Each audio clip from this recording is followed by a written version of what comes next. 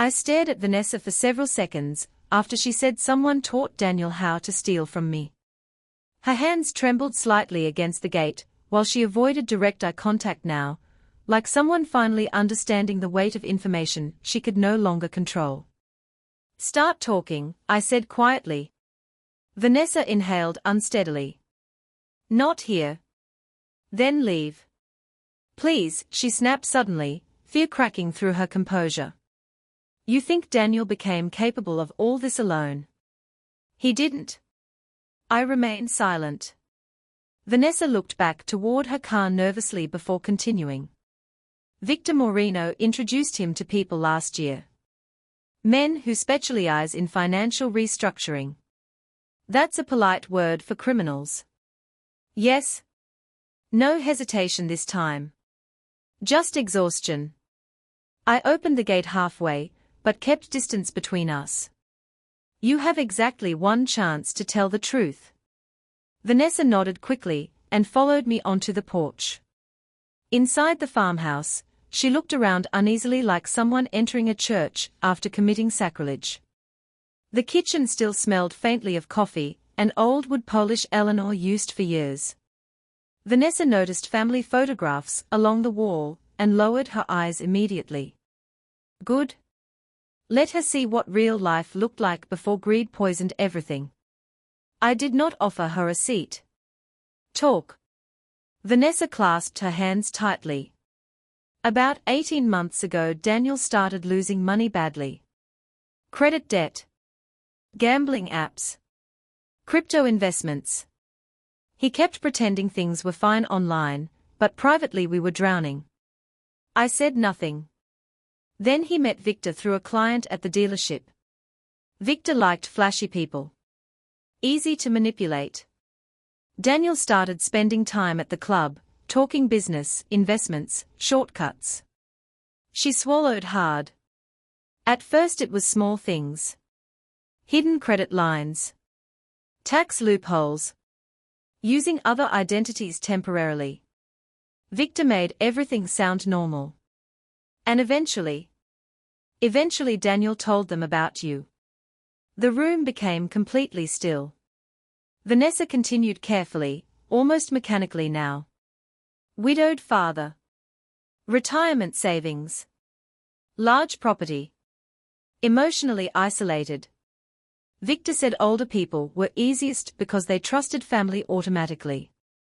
My jaw tightened. So Victor targeted me through my son.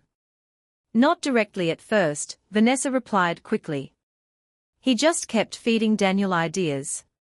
Ways to gain account access. Ways to create dependency.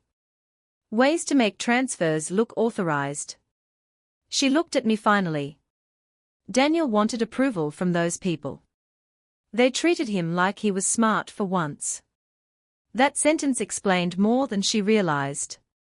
Daniel spent his entire life chasing status. Success mattered less to him than appearing successful in front of people he envied. Victor and his associates understood that immediately. Men like Daniel are easy to recruit because insecurity responds predictably to validation. How involved were you? I asked. Vanessa hesitated too long.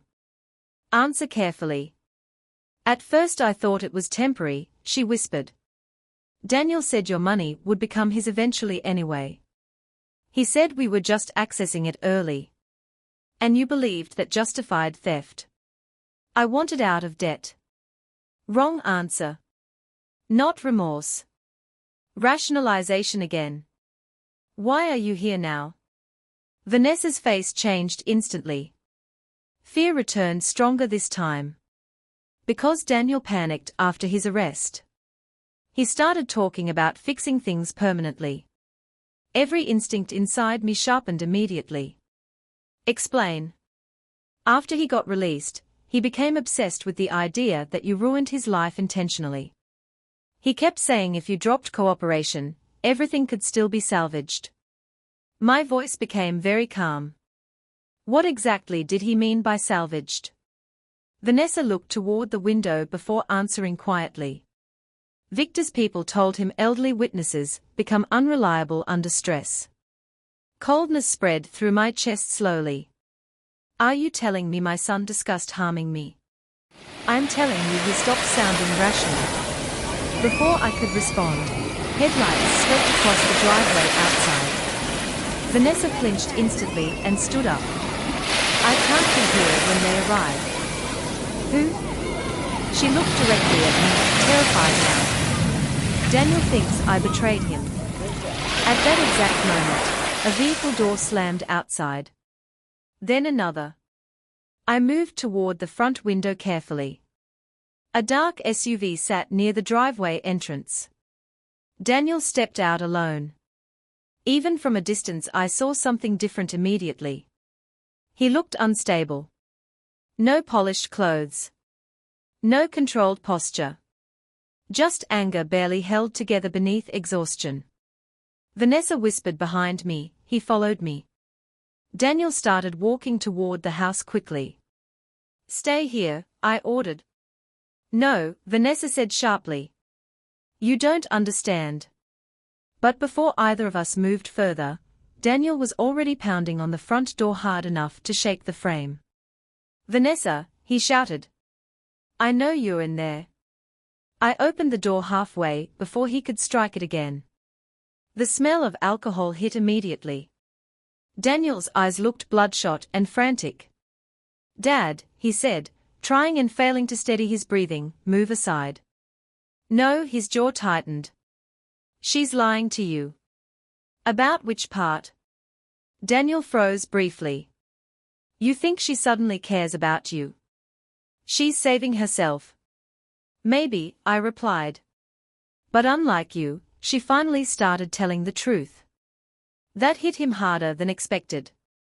Rage flashed across his face instantly. You have no idea what these people will do now, he snapped. You turned this into something bigger than family. You did that when you involved criminals. He stepped closer suddenly. I was trying to build a future. Using my life as raw material. Daniel laughed bitterly. Your life? You were sitting alone waiting to die in this house. Behind me, I heard Vanessa inhale sharply. But Daniel kept going. Mom's gone. You barely talk to anyone. You act like protecting money matters more than helping your own son. Helping? I said quietly. You forged insurance policies. Because you never trusted me with anything important. There it was.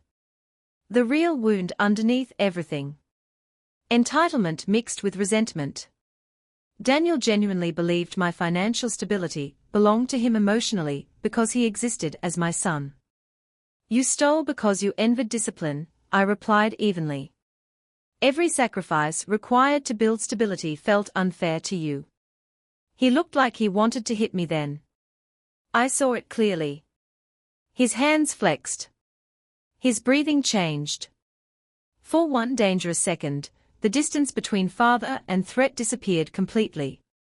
Then red and blue lights exploded across the driveway outside. Police vehicles. Multiple. Daniel spun around instantly while Vanessa closed her eyes in visible relief. Richard stepped from one of the cars alongside two federal agents. Carla followed behind them. Daniel stared at Vanessa in disbelief. You called them? No, she whispered. He did. I had triggered the emergency contact alert on my phone the moment Vanessa mentioned permanent solutions earlier. Richard approached slowly while one officer moved beside Daniel cautiously. Mr. Holloway, Richard said calmly, step away from the doorway please.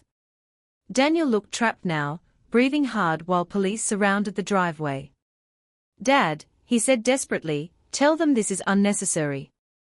Was stealing from me necessary? I can still fix this.